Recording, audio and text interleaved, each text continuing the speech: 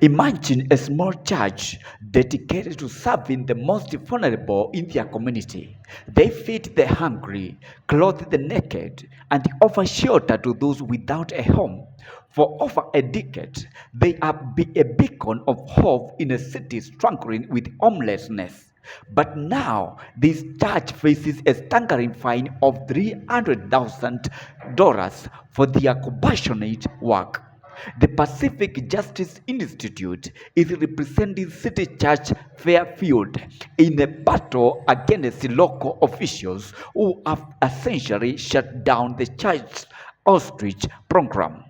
About 6 years ago, we started using trailers on the backside of our property, 2 trailers on the backside of our property to help those that are struggling in our community. For several years, the Rock Church in Castle Rock, Colorado provided shelter to people experiencing homelessness in an RV and trailer behind the church. The church's ministries also include food distribution, job training, financial assistance, and other efforts to help them transition into long-term solutions. However, at least one neighbor isn't comfortable with the location of the temporary shelters. Pastor Scott Murphy, who founded the program in 2007, saw an opportunity to make a difference in his community. As California's homelessness crisis worsened, CCF expanded its efforts to provide essential services to those in need.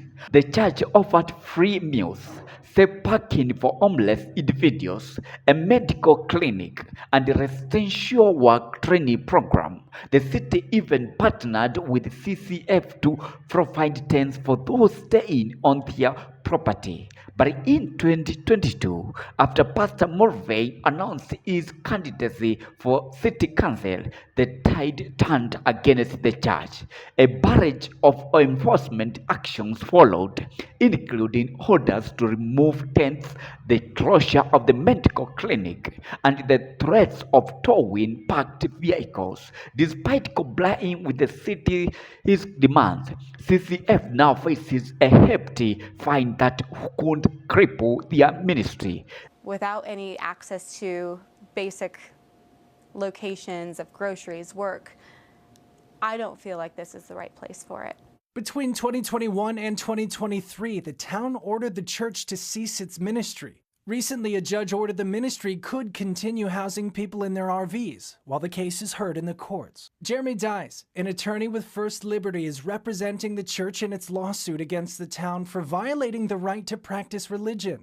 This is why we filed a lawsuit because of our religious freedom to continue to do what we believe we're called to do. It's not only religious freedom at stake. For those being helped, it could mean the difference between staying on the streets or getting a chance at starting a new life.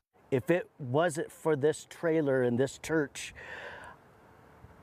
I feel I would have been in the same position because I wouldn't have left that element that I needed to get away from. This is not an isolated incident. Across the country, churches are being vandalized for their outreach efforts to their poor and needy. The Rock, a church in Castle Rock, Colorado, is also facing legal challenges for its homeless ministry. Seventh-day Baptist Church of Daytona, Florida, is fighting to continue distributing food to those in need. And in North Carolina, pastor was fined $60,000 for operating homeless shelter. City officials often cite zoning violations and land use regulation as reasons for shutting down these programs. But as Jeremy Days, senior counsel for First Liberty, points out, a federal law called the Religious Land Use and Institutionalized Persons Act protects religious institutions and their work.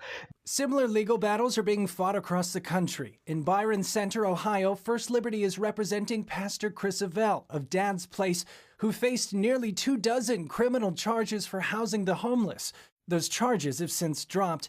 And in California, a federal judge gave Micah's Way a favorable ruling protecting their outreach efforts. All of them are united under one theme, that the towns and the cities simply don't want that religious ministry occurring in their neck of the woods and want to push them to the margins of their community, if not shut them down altogether. Jeremy says the saving grace is a federal law called the Religious Land Use and Institutionalized Persons Act, which protects religious institutions from discriminatory zoning laws and other land use regulations that are used to restrict religious exercise. Rather than punishing these pastors, cities should be encouraging them and praising them for their good efforts. The war against charity in Fairfield is a stark reminder of the growing hostility toward religious organizations and their efforts to help the marginalized. It is a tale of two cities, one that embraces compassion and service, and one that seeks to punish those who dare to challenge the status quo. As the legal battle unfolds, the future of CCF and countless other churches hangs in the balance. This is Stephen, GC News.